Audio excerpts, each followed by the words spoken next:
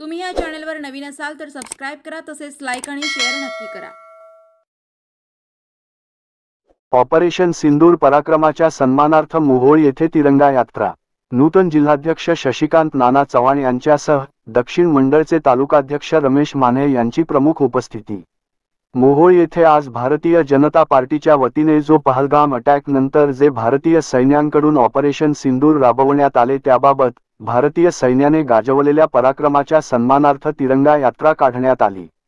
यावेळी संपूर्ण मोहोळ तालुका हा तिरंगामय झाल्याचे यावेळी दिसून आले। या तिरंगा यात्रेप्रसंगी सोलापूर जिल्ह्याचे पूर्व नूतन जिल्हाध्यक्ष शशिकांत नाना चव्हाण, दक्षिण मंडळाचे नूतन तालुकाध्यक्ष रमेश माने, माजी तालुकाध्यक्ष सुनील दादा चव्हाण, सुशील भैया क्षीरसागर, सतीश आप्पा काळे, माऊली भगरे, गणेश झाडे, शिवसेना नेते रमेश बारसकर, शिवसेना पंढरपूर विभाग जिल्हाध्यक्ष चरणराज चवरे, भाजपा जिल्हा सरचिटणीस विकास वाघमारे, संजीवभाऊ खिलारे, राजाभाऊ गुण, बाळासाहेब पाटील, अण्णासाहेब सलगर, गणेश मुळे याच्याबरोबर भारतीय जनता पार्टीचे सर्व ज्येष्ठ कनिष्ठ आजी माजी पदाधिकारी याच्याबरोबर सर्व मोहोळ तालुक्यातील भाजपा व मित्र पक्षाचे सर्व कार्यकर्ते मोठ्या संख्येने या तिरंगा यात्रेत सहभागी झाले होते।